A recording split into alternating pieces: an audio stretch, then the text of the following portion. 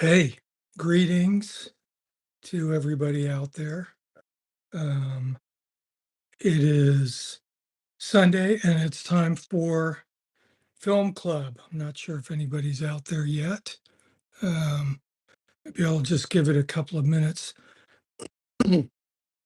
Excuse me, I might be clearing my throat a little bit as I have just, I don't know what it is, a frog, something. Hello, Dano. Hello, Angelina. You guys both get prizes for being here. Good to see you. I don't know. It might be cool to maybe figure out a Zoom thing where we can all see each other one day. I'm getting flashbacks of COVID or something at this point, but um, good to hear from both of you guys. I trust that civil war has not broken out where either of you live. Um, so that's a good thing. We're still here doing this. So today we're going to talk about excuse me, films of the 70s. Actually, just parenthetically, I was kind of curious. I might wait to ask everybody this as they filter in.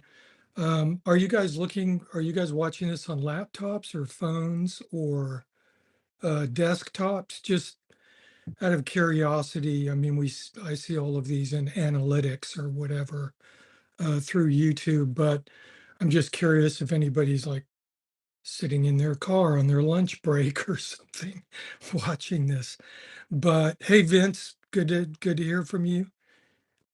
Cool, you're on a laptop. I'm actually streaming from a laptop. I don't really have a dedicated studio to do this. Oh, TV, okay. And chatting on your phone. Wow, awesome. So you have officially entered the 21st century with this stuff.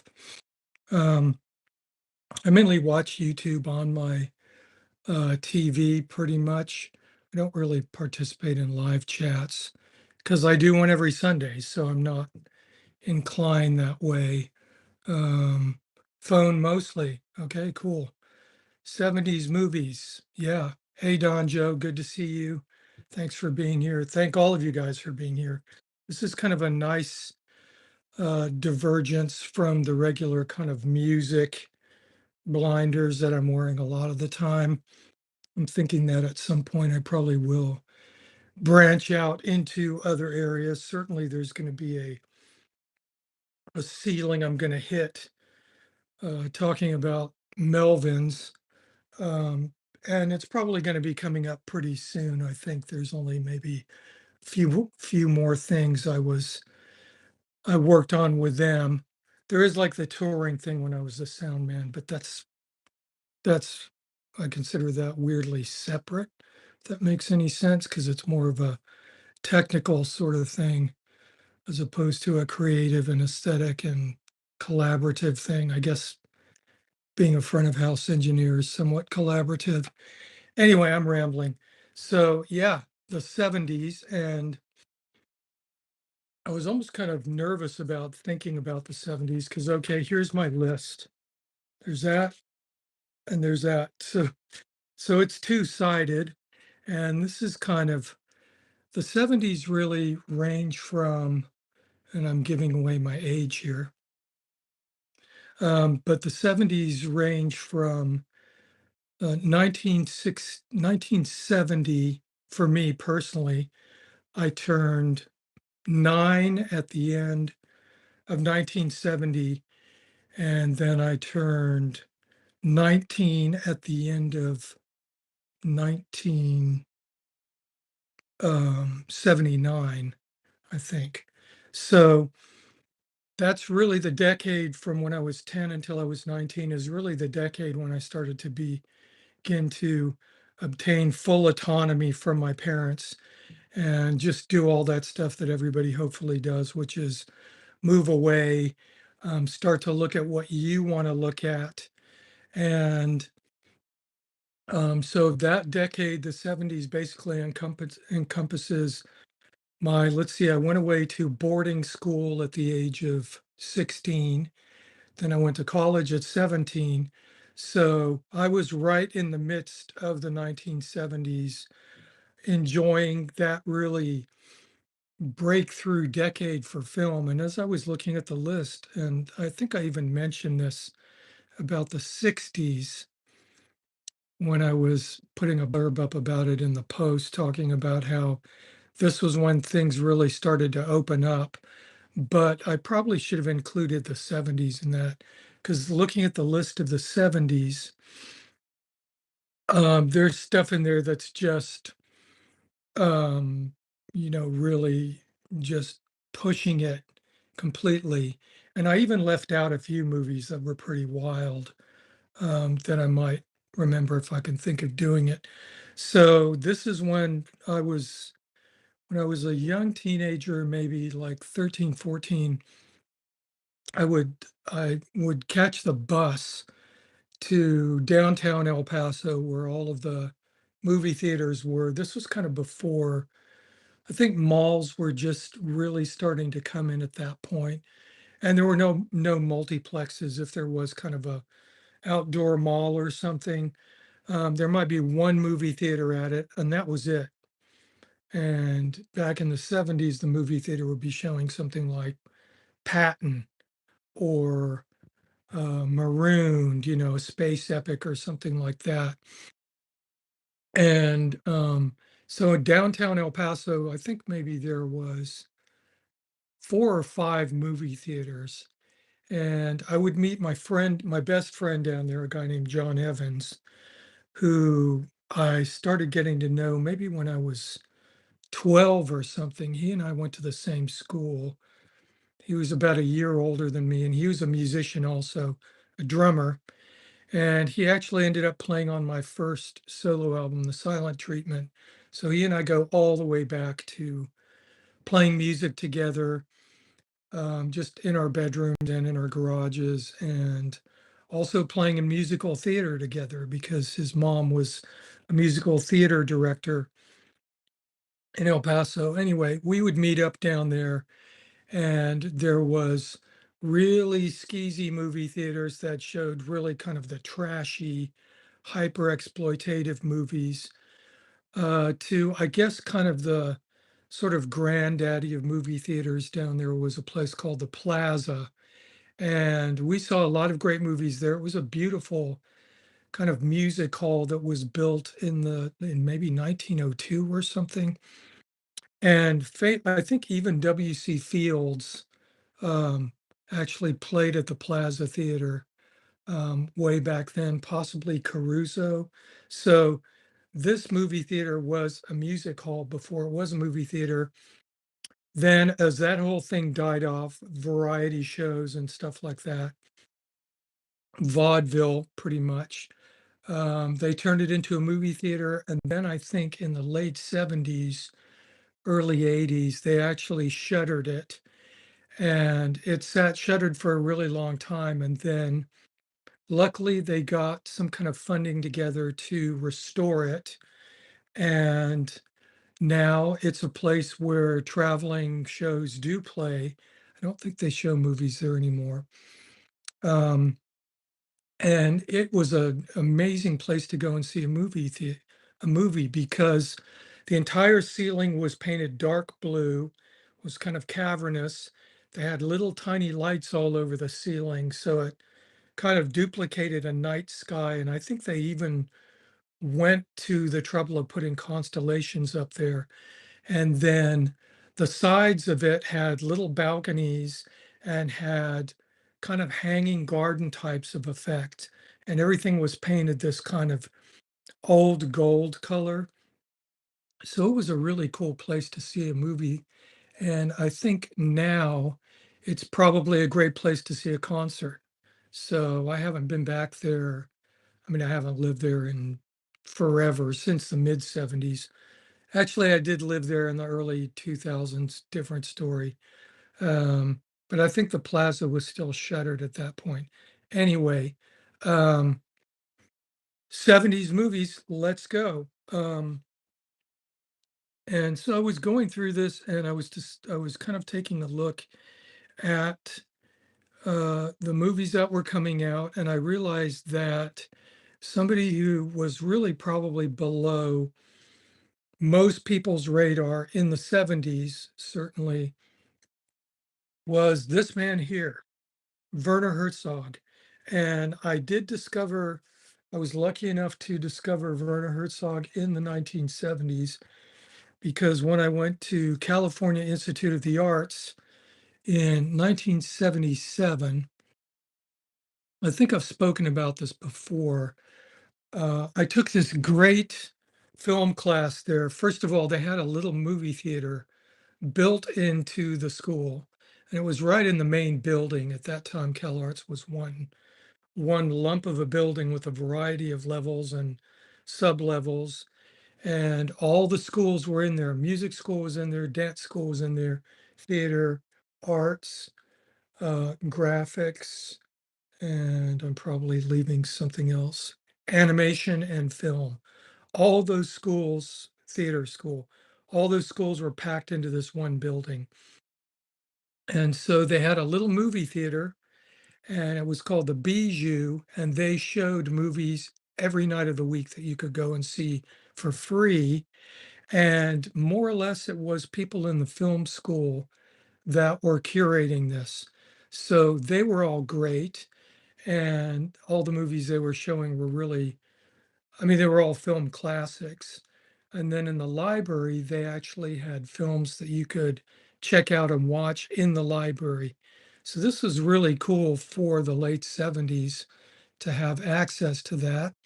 And one of the classes I had was called Film Now, Sex, Violence, and Exponential Nirvana. I think I mentioned this before. And one of the films that was shown in this class was Aguirre, The Wrath of God. And the guy who taught the class was a guy named Don Levy. And every week he would write this great essay about whatever film he was going to show in the class. And unfortunately, I don't have any of those essays anymore. I mean, you go to school or college or you study someplace and you're moving and you just look at a bunch of stuff and you go, I don't need that. But he was a great writer about film. And so he showed this film, Aguirre, The Wrath of God, explained it a little bit. And I mean, how do you explain this movie? I mean, other than just go for the basic premise of it, which is there's an expedition led by Pizarro, the Spanish conquistador, going to South America.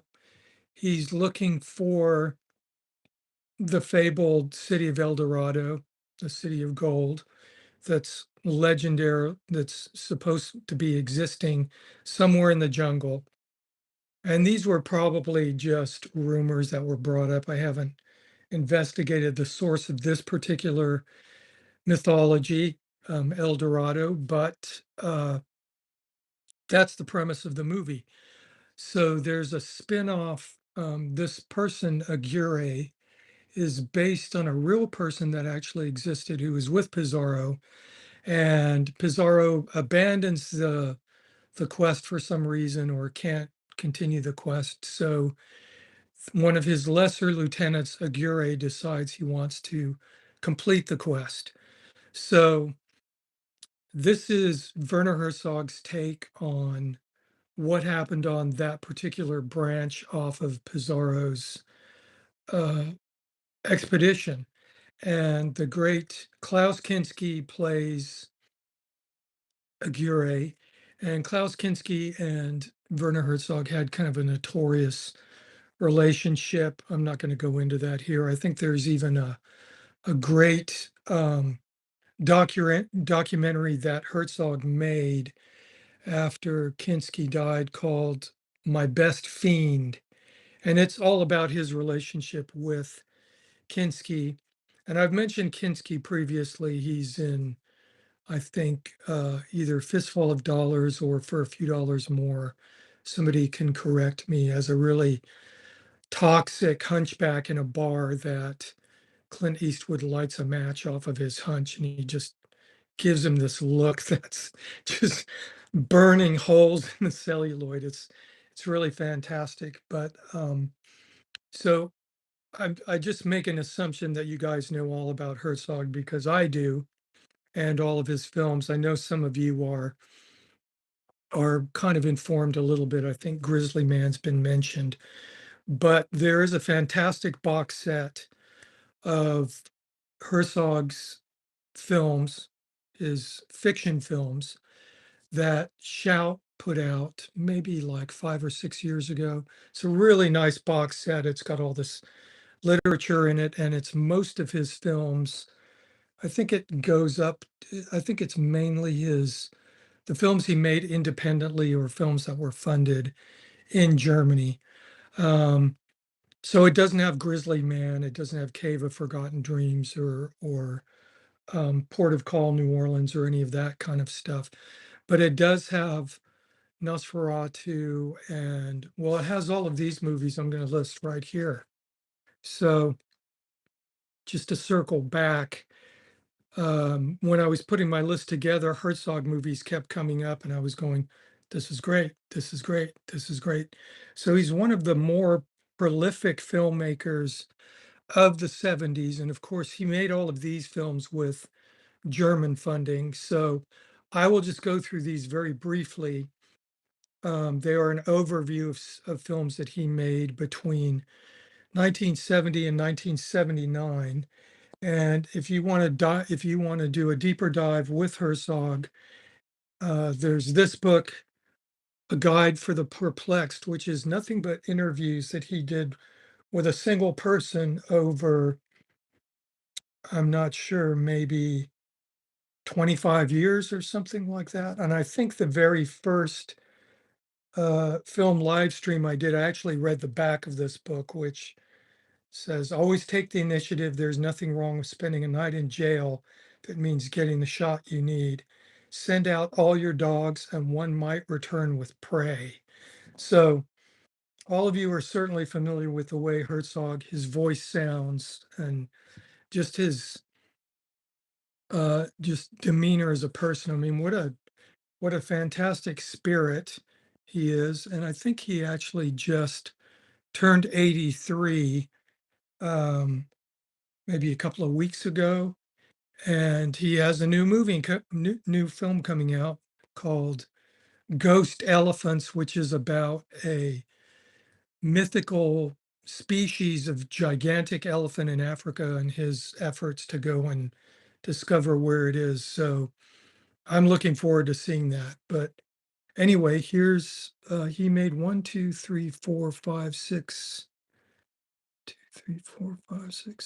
So he made 8 films, 8 theatrical releases between 1970 and 1979.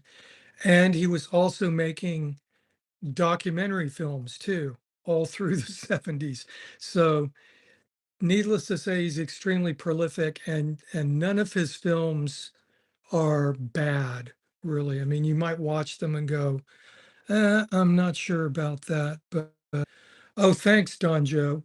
Yeah, there's, do you know the story about Herzog and Errol Morris and how they were going to make a film together? Do you know about that?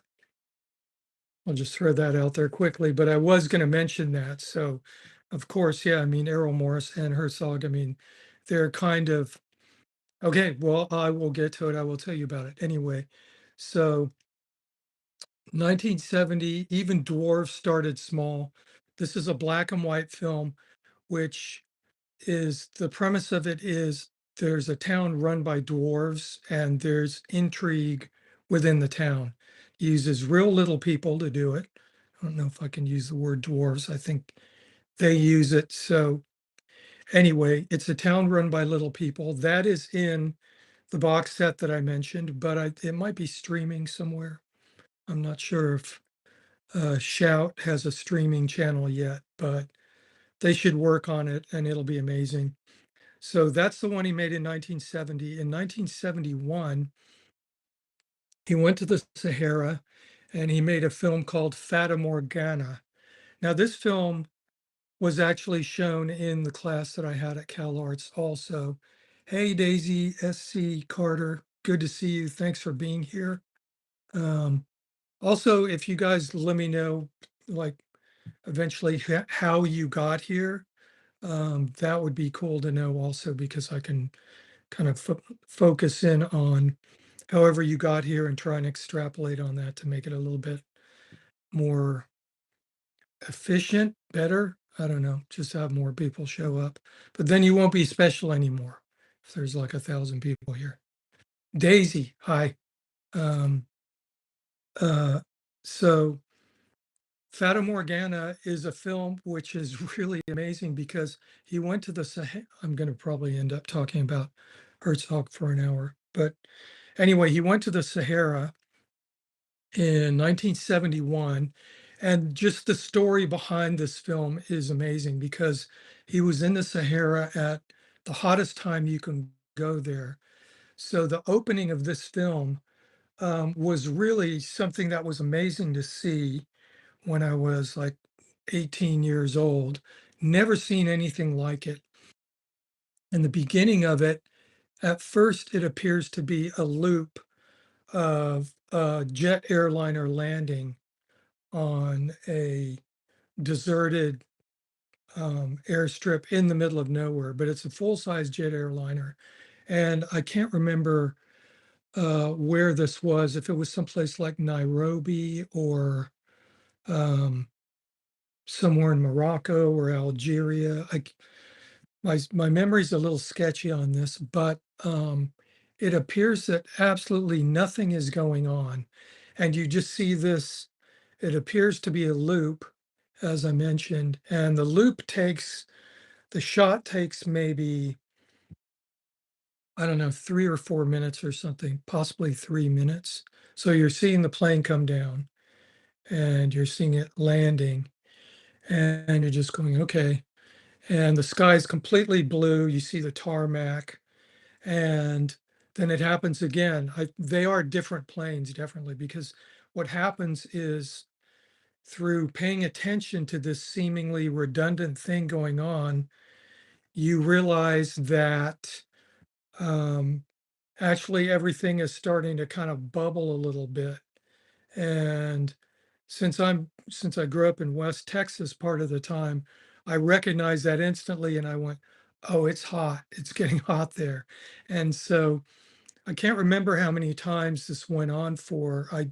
I did watch Fata Morgana maybe a couple of months ago because it's one of these films that just forms a kind of, if there's earwigs, there's also probably eye wigs for films that you see, films that you can't get certain scenes out of your mind. So this was one of those things that kind of just hung around for years and years in my brain because you couldn't find these movies anywhere to watch them. Living in LA, I'd have to basically wait until the LA County Museum of Art um, she decided it wanted to show Herzog movies for a while. So really what happens in the beginning of this is you see basically maybe 10 planes land in a row. It's like a solid 15-minute chunk, and things get ripply, more and more ripply every time the plane lands as the area is heating up. Um, it gets more and more ripply until at the end you can't even see what happens to the plane. You see the plane coming down and it just vanishes into this kind of thing that's just completely bubbling. And I think um, there is a great Herzog commentary. One of the great things about getting this Shout Factory box set also is there's commentary by Herzog to all of his films. Sometimes they're in German with English subtitles, but they're all in there. So that was the second movie made in the 70s. The third is in 72. That's Aguirre, The Wrath of God.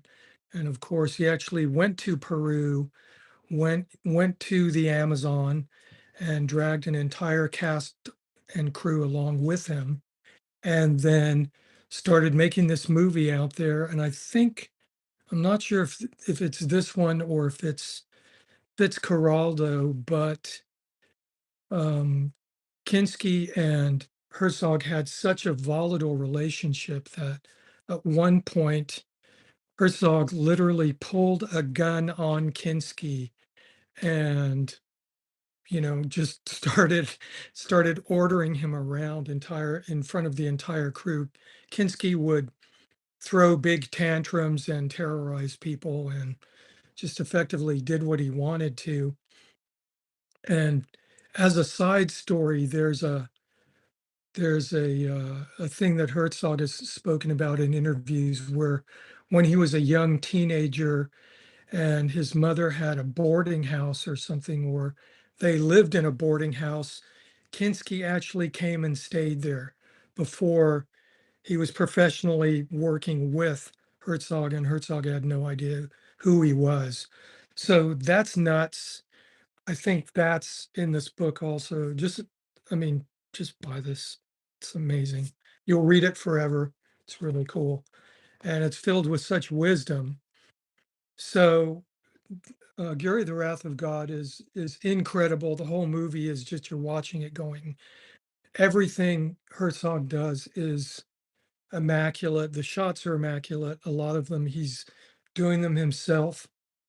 Um, the scores are always fabulous. He knows music up and down.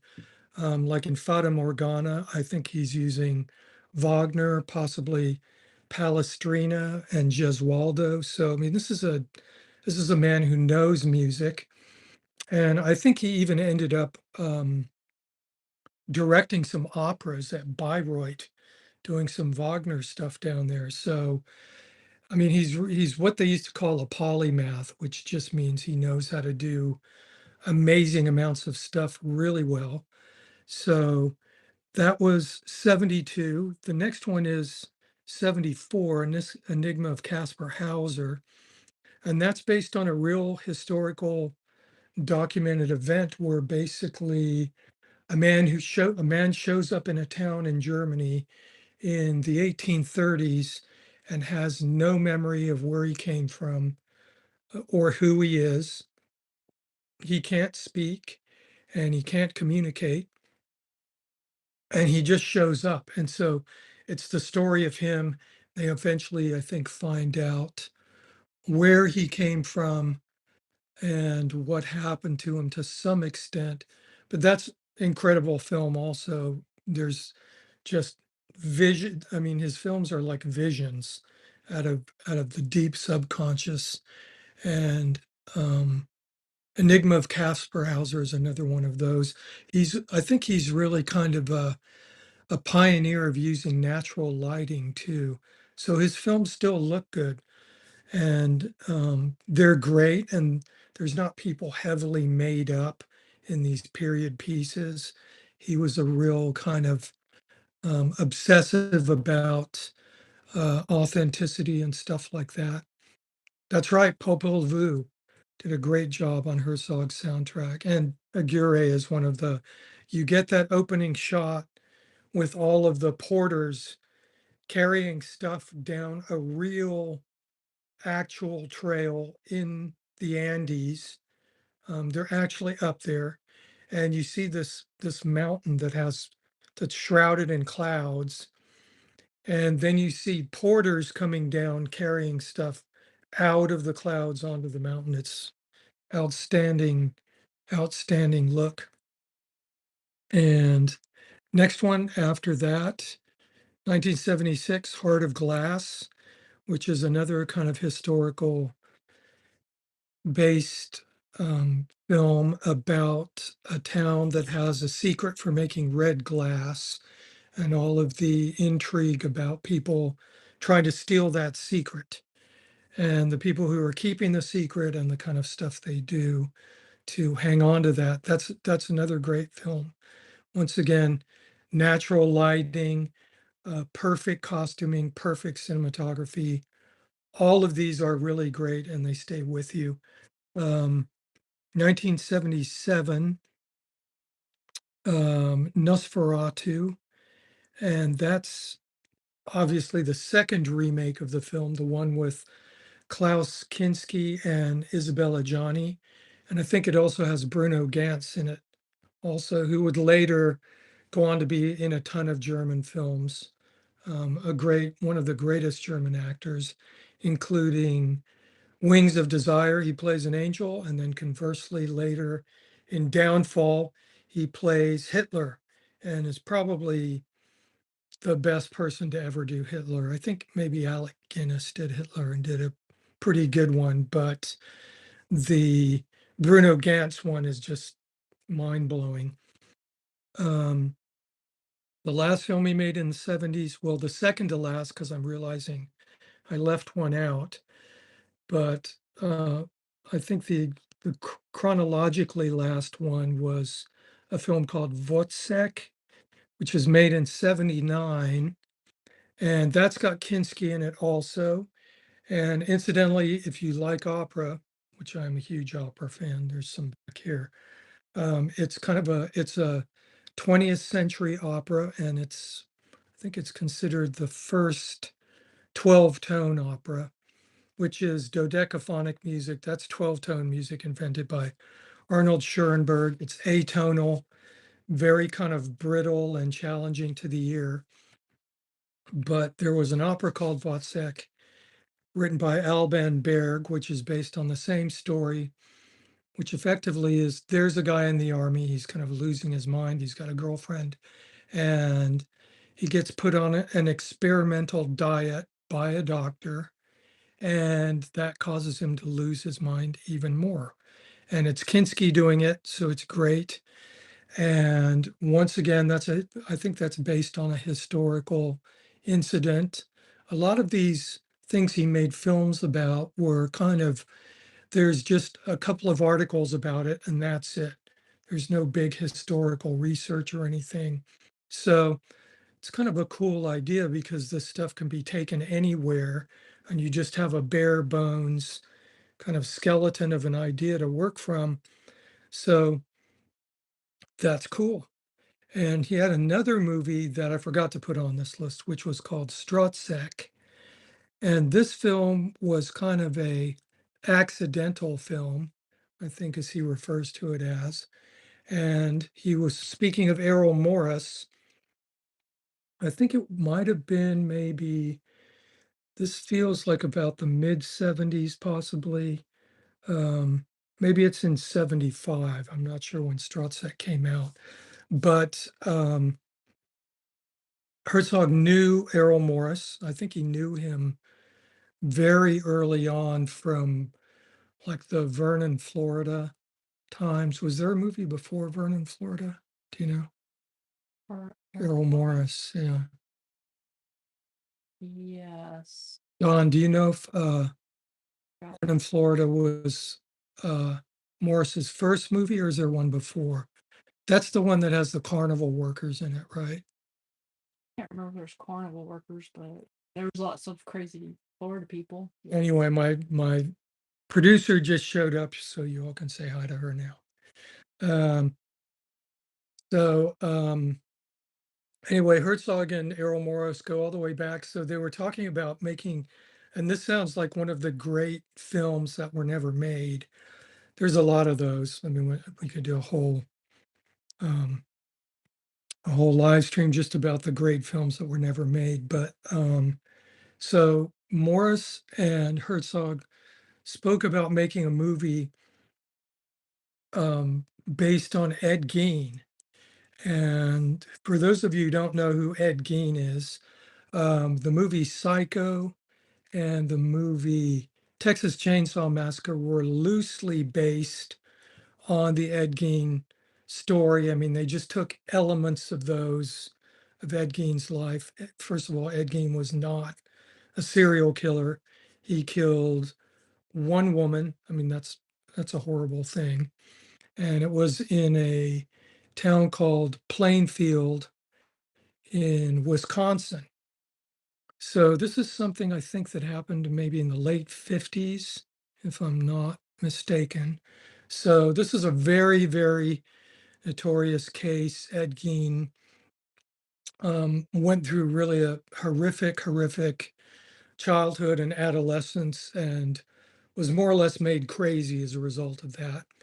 And so he turned into a person that gained gratification from raiding the local cemeteries and digging people up and making furniture out of them and a variety of other things, household objects. And so that was just how he rolled. Obviously, that's highly deviant behavior. So I don't know exactly how Ed Gein got on Herzog's radar, or if it was Herzog or Errol Morris who suggested it initially, but they had an agreement, and this is back before the internet, of course. It's the mid 70s. You want to talk to somebody, you need to call them up and hope they're going to be there. Or if they maybe have an early answering machine, you can leave a message with that, or telegrams were sent, or you could write to somebody. And those were basically the three ways. Or I think maybe fax existed at that point. Um, so there was a lot of faxing going on. So they had an agreement to meet in, I think, Plainfield, actually. And so you can imagine in 1975 or 74, going all the way to uh, Plainfield, Wisconsin, from wherever Herzog was. I think mainly he was based in Munich, if I'm not wrong. But he didn't have major backing at this point. Pretty much everything that he put together, every single movie he put together, the background to it and the making of the film can be a film by itself. Because the stories are just ludicrous, like the one for Fata Morgana in the desert in the Sahara. One of the big things was basically trying to keep the film stock cool enough so they could use it. So there's this whole divergence about trying to get ice, trying to get cold water, trying to keep the film cold, and then after they exposed it, trying to keep it cold, and then having it basically confiscated by whatever ruling government decided they just wanted to confiscate it and hold it for ransom effectively. So let's see. Don says, according to Wiki, Gates of Heaven 78 was his Film. first film. Well, actually, yeah, I mean, this is, um, they're wrong. Oh, you mean Errol Morris? Errol Morris. Okay. Hmm. It was about pets. Oh, right. Okay. So this must have been maybe either right before that or right around that time. Right, yeah. Right. Okay. So maybe this was later 70s, because my chronology is not clear on this, but if you want a clear chronology on Herzog, I mean, it's, you know, I can't do it with anything. I'm old, and there's there's a massive amount of stuff there, but you can find it all in here. So anyway, they were going to make this movie about Ed Gein, and Herzog went all the way to, they had an appointed place they were going to meet or whatever. And I think Herzog went all the way to Wisconsin. And then there was a message waiting for him or something. He kept trying, they were missing each other. Then they finally got in touch, and Morris just kind of said, yeah, I can't do this. So he didn't tell him that he couldn't do it before he went all the way there from Germany. And But wasn't it they were gonna do something about, like, and I'm seeing this now, insurance scams or something like that. was it insurance scams and then it was going to be Ed Gein? Is that what it was? Maybe I think only Errol Morris was focused on the insurance scam, and then Oh, he okay. there and did this instead. Right, that was Stroszek, right? I think. Is that one? us. I mean, Herzog made the movie Stroszek instead. Yeah, so, okay, there's a little bit of a jumble there, but, We'll research it for next. I'll research it for next time, or you guys can, because it's a fun read because there's nothing uninteresting about reading about Herzog. So, um, yeah, so Herzog was there and he just said, "Well, I'm here, I'm making a film anyway." So he found a guy, the guy who ended up being in Stroszek. That was the first film he was ever in. And he made that film instead, and that's an amazing film also. And it's just a great slice of just what America looks like. It's not like the cool disco America that's amazing, that's where Star Wars is about to happen and American Graffiti. It's just this relentlessly kind of bleak thing happening with a protagonist just trying to get by in life. But it's great. So that's, okay, I've been talking for 40 minutes about Herzog, but Herzog is awesome. And I'm not going to talk about him for the rest of the 70s because I got him completely out of the way. But he is probably the most prolific filmmaker of the 70s. I don't know how much Bergman was doing. But as I mentioned, these 8 films I just spoke about are besides all the documentaries he made. So he was making great documentaries at the time, also, which is a totally other thing to even talk about. Um, so, so we're officially going to start in 1970, and we're starting with yet another film that I saw at uh, the film class that I went to at CalArts, and this film is none other than El Topo by Alejandro Jodorowsky. Now, how many of you guys have heard or know about this film, El Topo? Do you guys know this film? Yes. Jennifer knows it because I make her watch it every morning. Yes. So El Topo. Oh, Ed Gein issue.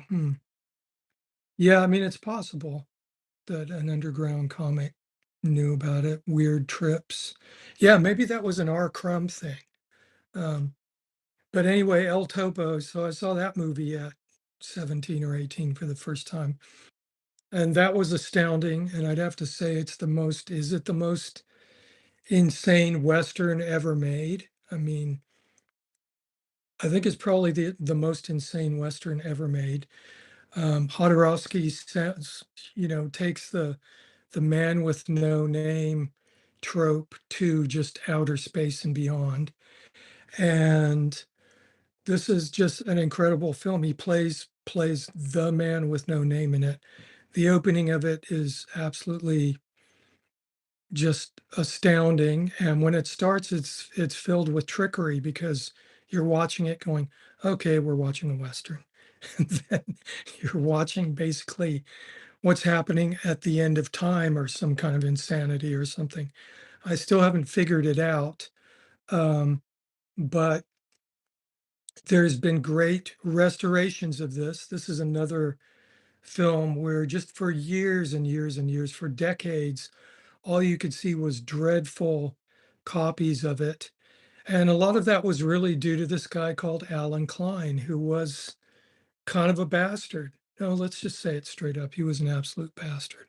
And Alan Klein had the controlling interest in the record label Abco, which became the Rolling Stones label after they left Decca, I think. So he had his fingers in a lot of different pies and stuff. And somehow Jodorowsky's attention was drawn to him by maybe, I'm not sure, somebody like John Lennon or somebody like that, because he got involved with the Beatles and wanted to buy part of the Beatles. And like right around the time they were breaking up, and I think it was John Lennon who wanted the whole thing to go away.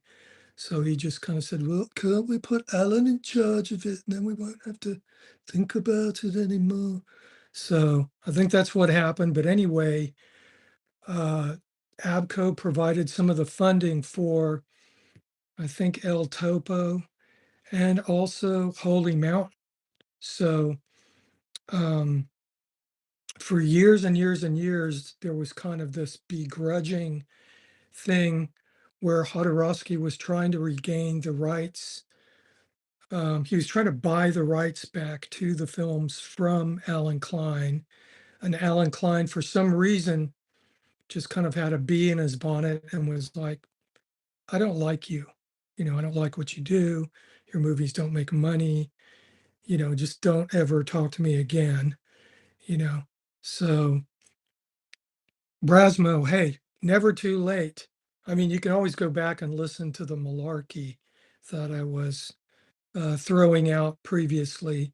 So this will be available. So if you miss it, for everybody that's, can't wait to see the beginning, you can wait and it'll eventually post up and then you can go back. And then that's when I put the titles of the films that I talk about in there anyway. So the Alan Klein thing with Jodorowsky is a really sad thing and really just deprived probably a couple of generations from being able to see this film. I remember every once in a while they would show it at the New Art or like the Venice Theater in LA.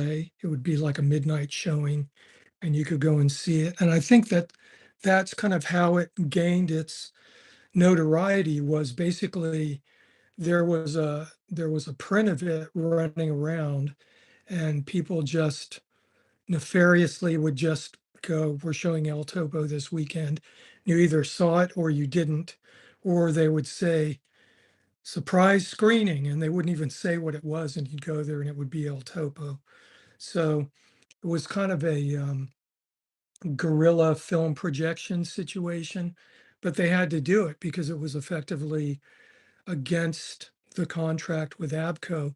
But anyway, it did eventually have a good outcome because when Alan Klein was still alive, and I think he was in his 80s, this is something that only happened maybe 10 years ago or something like that.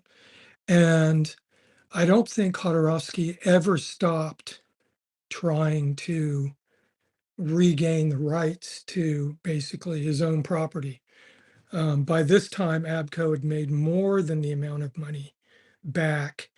And I don't think I think they put out a DVD of it originally or something. Maybe there was a VHS, but there was a point where Jodorowsky tried again with Alan Klein, and I think Alan Klein was fully retired at this point. And um, Alan Klein said, okay. And it was basically that was it. And then there was some quote from him. There was a photo of Jodorowsky and Alan Klein together, and Alan Klein was just kind of, I was stupid, I don't even know why I was doing that after a while. So that was an optimal ending for that. And now, of course, you can get these films on 4K, and they've been really nicely restored, and they look outrageously good, especially if you've been used to seeing just crappy, scratched up prints for 25 years. These look outstanding. You can also get Blu-rays, and that's the same restored source. So these are amazing. And El Topo as a film is a great existentialist, nihilistic, just radical Western about just the ultimate gunfighter who travels through the West, making kind of arbitrary decisions about the kind of stuff that should happen.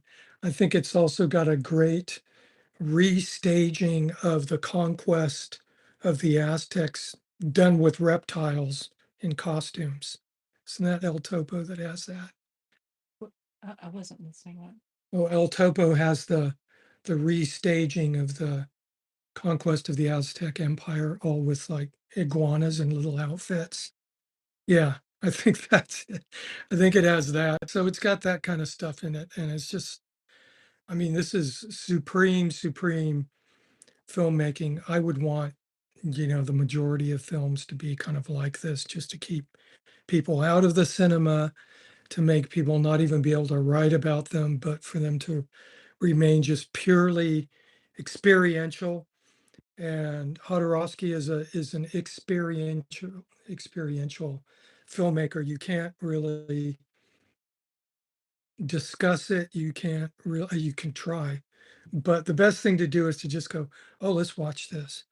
And I do have a divergent comment about actually meeting Jodorowsky. I was fortunate enough to be able to actually meet him one day. Meet him in the past. Well, that was one day, I guess.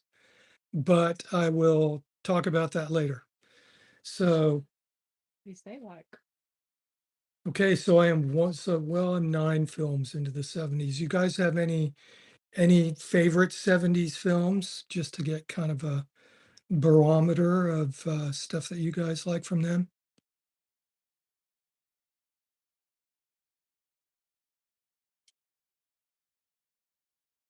Being There. Oh yeah. Okay, I didn't realize it must be like 79 or something, right? That's pretty late, I think. I have to write that one down because I do want to talk about that one. See, I mean, I have, I don't know how many films here, and I already left a few out, but let's see. Taxi Driver. Yeah, Taxi Drivers. Yeah, I'm going to talk about that one. Um, yeah, the 70s are really packed full of edgy material art. that even nowadays is kind of, maybe we shouldn't do that. Maybe we shouldn't put that in a movie. So things are unfortunately kind of rolling back. Or is it fortunate? Have we hit that kind of high crest where it needs to roll back, as Hunter S. Thompson said? I don't know. Switchblade Sisters, yep. Bonnie's Kids. I don't know that one. Do you know that one, Mrs.? Okay. Todo Modo. I don't know that one. Celine and Julie Go Boating. Yeah, that's great. Angelina always comes up with something I've never seen. So you get the golf clap for that. I'm still learning about new movies, which is great. So thank you. One Flew Over the Cuckoo's Nest. Yes. Kind of like the beginning of Michael Douglas's second career as a producer. He was the producer on that film. That was the first one he produced. Taxi Driver, first couple of Omen films. Yes.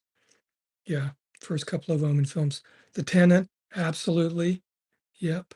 Joe. I love that movie. That's great. That's kind of like I can see why you went Taxi Driver and then went Joe. So yeah, that's great. Love that. Um, okay, so 1970s, speaking of, Joe's kind of exploitative film or whatever.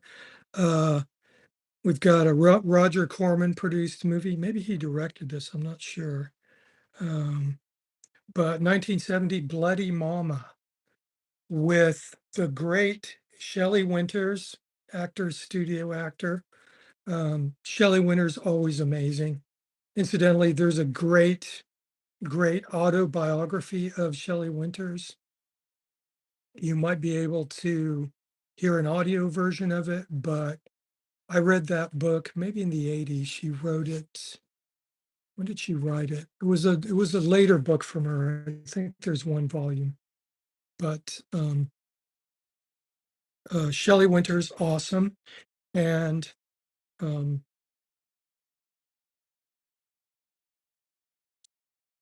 Bloody Mama is about the great uh, gang leader Ma Barker in the 1930s during the Depression. And she's got all these kind of challenged sons. Robert De Niro is a moron. Trying to think of who else is in it, but and he likes to shoot dope. And so this is a great, great film. There's just a little bit of incest happening, and they go out and rob banks and blow people away. So Bloody Mama is an awesome film, really cool, gritty budget. Um, and if you want to see Robert De Niro when he's like 20 or something, maybe 23, you should watch that. Play Misty for Me, awesome film. Yep. Um, High Plains Drifter, Enter the Dragon, French Connection, Sleeper, Papillon, Tin Drum.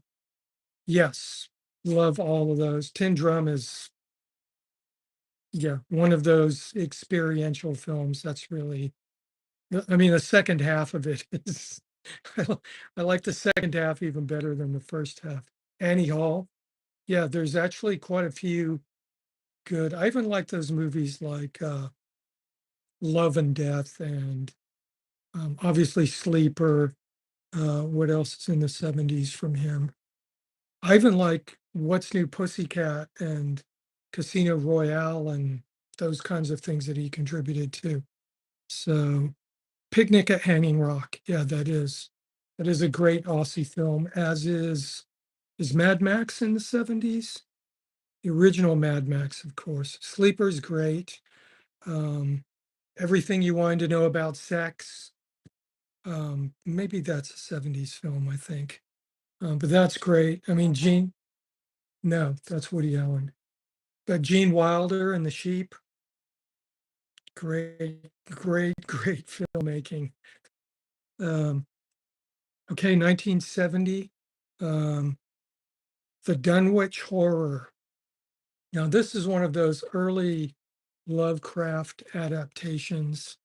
And I remember going to see this movie in downtown El Paso. It's got the great Dean Stockwell in it, a guy who was part of the kind of Dennis Hopper, um, Peter Fonda um, crew, Laurel Canyon people, experimental filmmaking in the late 60s. And he was also a child actor. I think he's in The Boy with Green Hair, maybe. But Dean Stockwell's also is awesome. He's always great to watch and probably is more famous for kind of, I think he was in like a time traveling TV show or something, right? And then of course he sings the song in Blue Velvet, the great Roy Orbison song, In Dreams. He sings it to Dennis Hopper.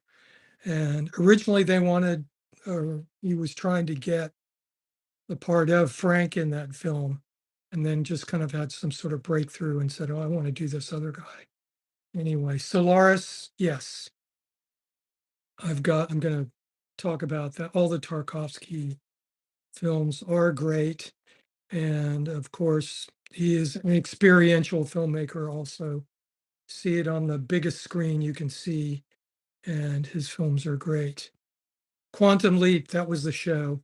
That's right. Yeah, Dean Stockwell, always good. Anyway, he's in Dunwich Horror. It's got Sandra Dee. It's got the fabled Necronomicon book making its appearance in films, of which it would do a lot. And Dean Stockwell is a descendant of a kind of warlock. He wants to get his hands on the evil book, and he does. And he starts doing weird stuff up at his crazy house that he inherited from his grandfather. So if you guys have never seen the Dunwich Horror, it's a good one.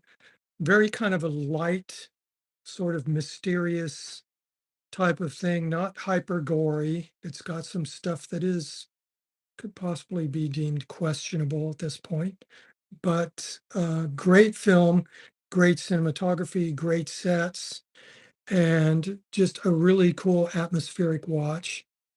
Let's see, Vincent says, "Where's Papa?" Shaft, Beneath the Planet of the Apes. Yes. Gang That Couldn't Shoot Straight, Fantastic Animation Festival. Farewell, My Lovely. Yeah, that must be the Mitchum one, right? I love Farewell, My Lovely. That's really good. Charlotte Rampling, I think, right? She's great. She's going to be in a few movies I talk about. Okay, a movie from 1970 is Donkey Skin. Now, this movie is a Jacques Demy film, and he's the one who made Umbrellas of Cherbourg and also Young Girls of Rochefort. And this is a fairy tale with Catherine Deneuve in it. And it's great. It's kind of a Cinderella-ish thing. Sets are amazing, costumes are amazing. It's got a real twist in the tale. And she's kind of a princess that gets thrown under the bus and has to end up going through the whole movie with a donkey skin. And it's really cool. Color is amazing. Direction is great. I think this might be on the Criterion Channel, but I'm not sure. If you haven't seen it, definitely check this one out. It's a beautiful film. You can also, even kids can watch this film, but as an adult, when you're watching it, you go, okay, I see what's happening here. This is the part for adults. Let's see, Don Joe says Neil Young's After the Gold Rush was supposed to be soundtrack for a film Stockwell wrote, but never materialized. Yeah, that's another one of those probably. I don't know what that film was myself, but that's another one of those might have been situations. Zabriskie Point, yes. Antonioni, of course, painting things to make them look good for photography, et cetera, et cetera. Pink Floyd soundtrack, I think, on that, right? Um, amongst other things, I think. 1970, um, also 1970, the film Husbands by Cassavetes. This is a great film about, I think I mentioned it last week when I was talking about Cassavetes kind of starting to come up in the 60s a little bit. But Husbands is one of my favorite kind of films of just talking heads. And it's really just a few really close friends decide to, or they don't decide to, really a few close friends go to go to a funeral of one of them who's died, and they're kind of at the funeral and they meet and they haven't really seen each other in quite a while. And so they just kind of start talking to each other again. And then it just takes off from there. They basically just go, I think at the wake or something, they just decide, well, let's go over here and then let's go over here. And they never go home. I think eventually they do, but it's just four guys, I think. And they just decide to go on a lam. They meet at the funeral and they just keep going. They don't stop. And they end up in a variety of places doing a variety of things. And it's a really super cool film. It's got Cassavetes is in it, of course, and Peter Falk, and I'm going to forget other guys because this is a lot of stuff to remember. But Husbands is a great film, and it's kind of a really, at the same time it's got stuff that's really irreverent and really hilarious and kind of schlocky and moronic behavior between friends that you're not really supposed to see. It's also really kind of a melancholy film, because it's just really, they're trying to act like life is going on, but it's not really going on. About like middle age. Well, yeah, without their friend who's died. And then they're all middle-aged also. So they have all the stuff that's accompanying that.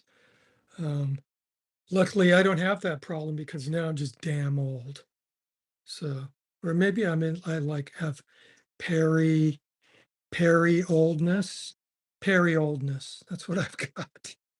So I'm just getting ready for my oldness. I'm late middle age. Thanks. I mean, things are what they are. No, it's not. Picture a foxy middle. Oh,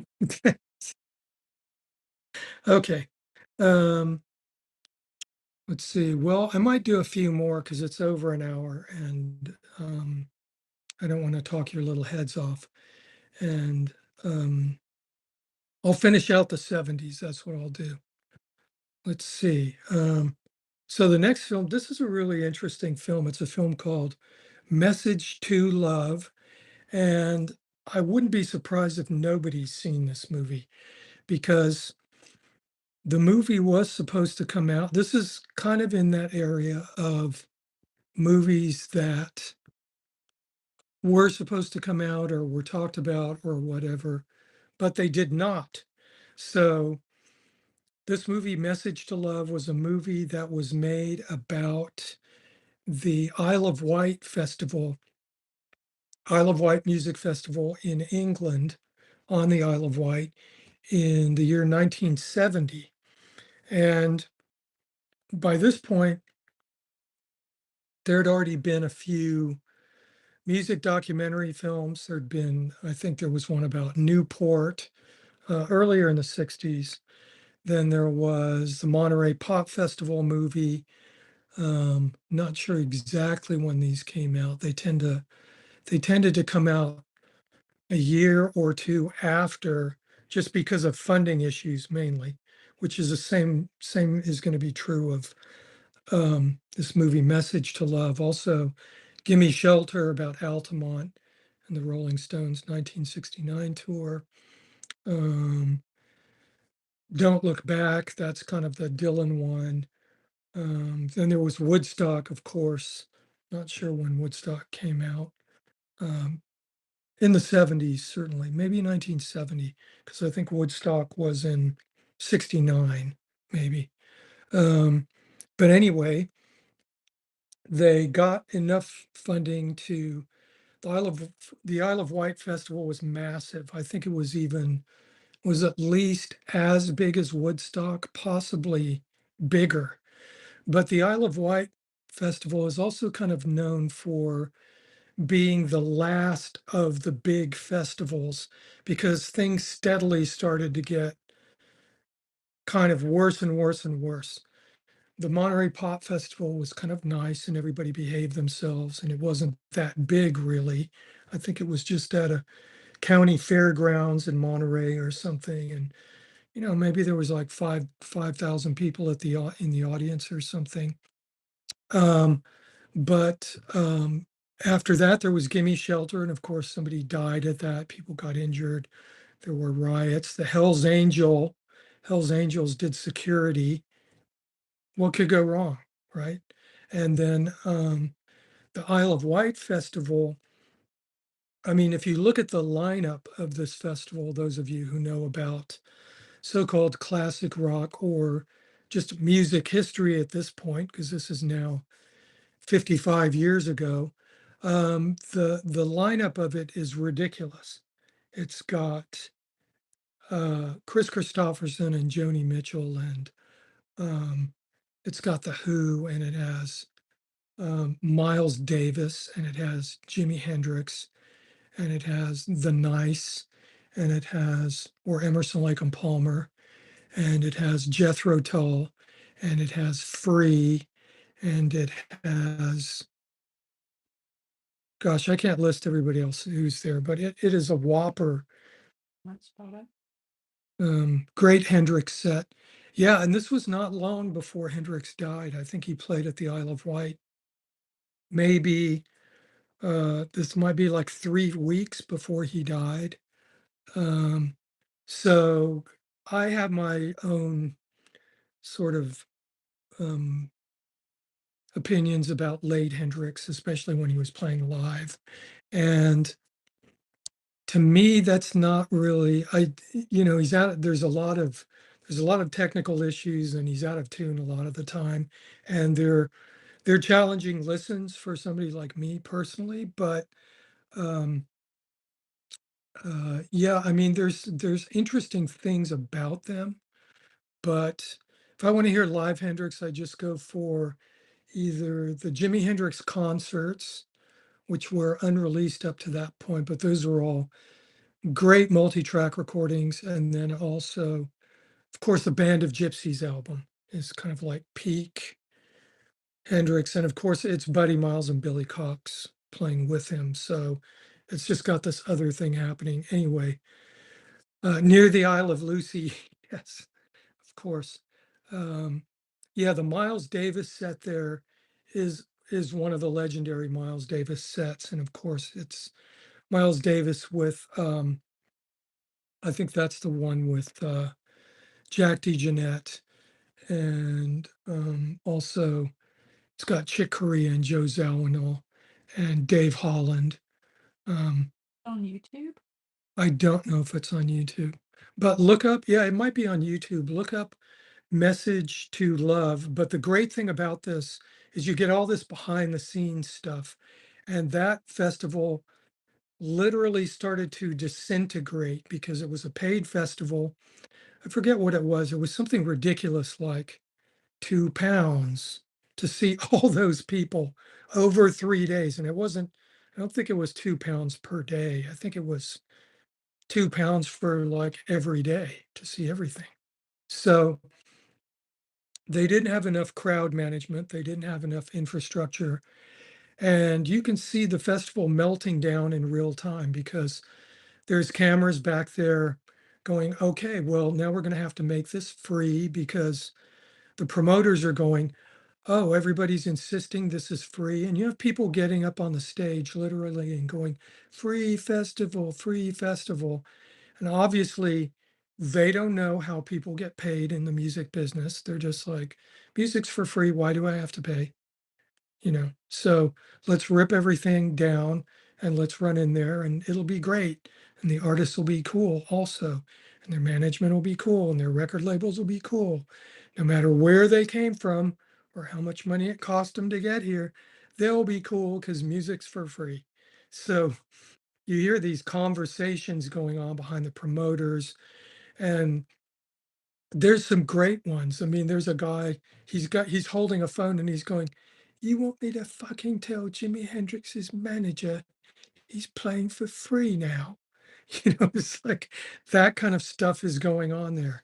And it's kind of a devastating look at really that kind of hippie ethos just meeting the business world head on and having a really bad result. Um, but if you can see the unexpurgated version of that, I definitely recommend it. I've got a DVD of it I bought in the mid 90s. And from what I understand, they had to basically raise money for 20 years. The whole thing was tied up with so many rights issues that they had to work for basically 20 years to be able to get enough funding just to be able to finish the thing because they just had miles and miles and miles of actual film footage. So they had to nail all the rights stuff and then they had to put the thing together. And then I think the version I have is got to be maybe it's like 2.5 hours or something. I had a feeling that there was a really gigantic cut of this somewhere.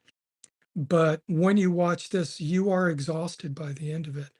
And it's got some really just outrageous stuff happening. I mean, if you're an artist or if you've ever played a show, and I've played my share of shows where the crowd gets unpredictable and you're just going, there's more of us than there is of them, and you're in a liminal space where you have no idea what the outcome is going to be, and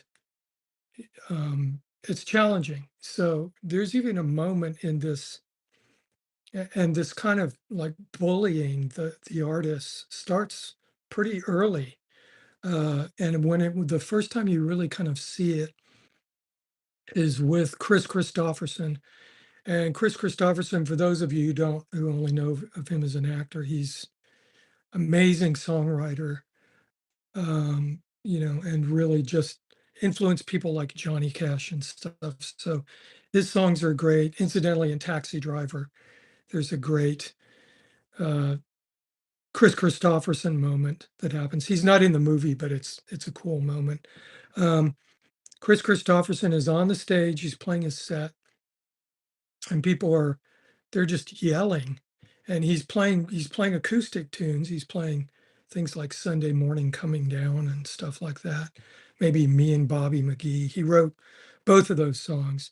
So he's playing, and he just, in the middle of a song, he just stops and he's kind of like, "What's wrong with you people?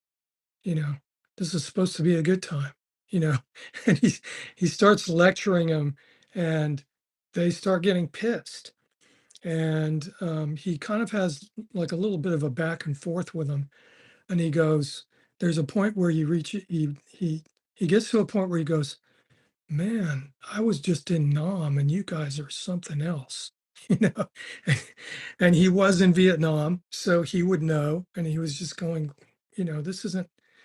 this isn't a bad thing that's happening here. What are you all mad about?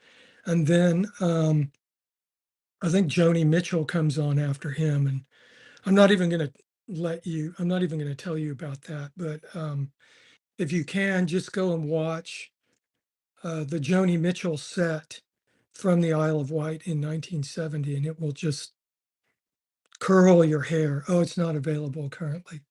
Well, you might be able to find the DVD out there on um, eBay or something, because this is something that would actually be great to own. All of the sets are really cool. You get to see a lot of bands in their really early days. You get to see people like Rory Gallagher and Free, who are just amazingly good bands. I mean, they're playing live completely. Um, and it's just four guys playing on a stage with no lights and no trickery. And it really makes you realize how fantastic those guys were. Mitchell, They have the Joni Mitchell one on YouTube. somebody called Vintage Bass Archive. Somebody called Vintage Bass Archives has the Joni Mitchell one up there. But anyway, I mean, um, it just shows you where the thing was really, the whole "we're grooving, we're together at a festival" thing started to go really sideways, and people honestly started to become, I mean, when I watch it as an artist, I just go, okay, we had this philosophical thing happening where music's for free, but these are actually people who are working for you. They're providing you with a service. So, yeah, it's weird to see a bunch of people going, "Hey, man, you know, this should be free." It's like it strikes me as very odd as being a musician. So I don't watch that movie often, but if you watch it from the beginning to the end, if you can get your mitts on it, it will take you places. And it's great because they do have all that backstage stuff with the administrative people. And that's a really great peek behind the curtain. And we're seeing, I mean, it's just at this point, it's historic. So it's worth the watch, and just the human condition at work. So I've ended 19. Oh, I'm going to do one more. And the last one I'm going to do for the 70s, for 1970, is the movie Ryan's Daughter. And I mentioned this a little bit before. Oh, Vincent says, worth it for Clive Bunker drum solo alone. Yeah, Clive Bunker. Yeah, absolutely. And I got to meet Clive Bunker once, which I couldn't believe, and I met him by accident in when I was living in the UK. But Clive Bunker, for those of you who don't know, was the original drummer for, I think, the first three Jethro Tull albums, but he was also in the running to be the drummer for Led Zeppelin before John Bonham was, and also, I believe, probably influenced John Bonham to a great extent.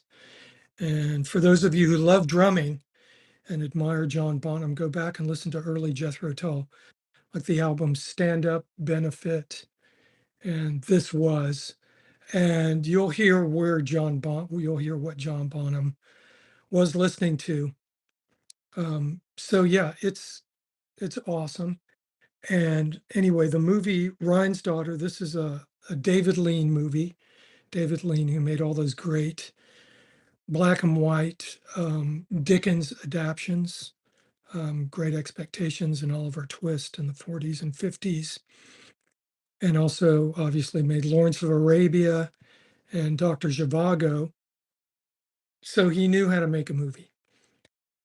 And Ryan's Daughter is a really beautiful and melancholic film with Robert Mitchum and Sarah Miles. If you like those actors, this is some of their best work ever, and takes place kind of during. I don't know if it's actually during the Easter uprising in Ireland or just before. It involves a British Army officer who gets stationed way out near Galway on the west coast of Ireland, the Dingle Peninsula. For any of you who know about Dingle, I just love the name. It's amazing. And Sarah Miles is married to Robert Mitchum, who's a school teacher. And there becomes this triangulation that happens between them.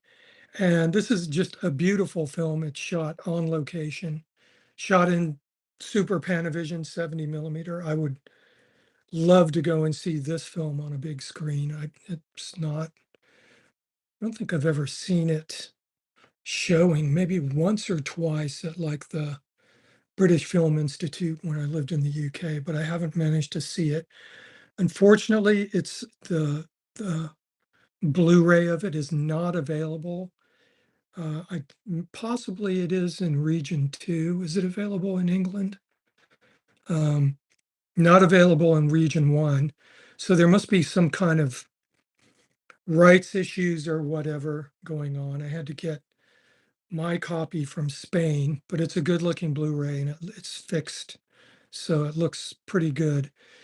But Ryan's Daughter is a great watch and just shows the consequences of being cast out by, a little town, basically the politics of a small town, how that works.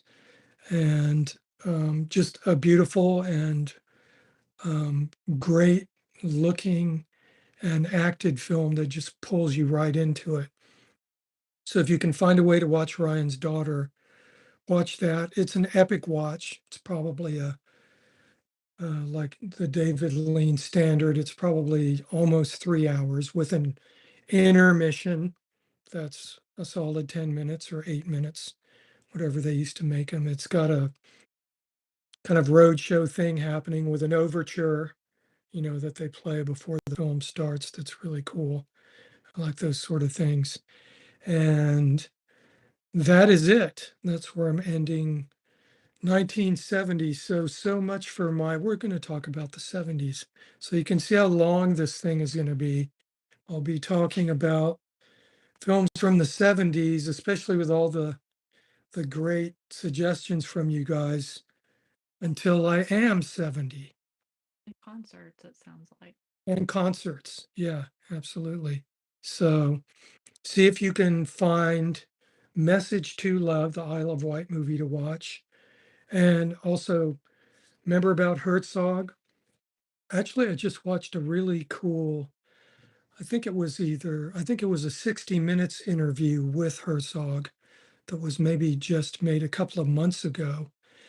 And it's like a full 50-minute interview. It's not the one for TV. So if you go to YouTube, look up Werner Herzog 60 Minutes, you can hear more about his life. It's always great and interesting and inspiring. Let's see. Watsu says Barry Lyndon's a big fave. Yep. Saw Barry Lyndon when it came out, actually in London. I was spending one of my summers there. It was a new Kubrick movie. I just went, I'm going.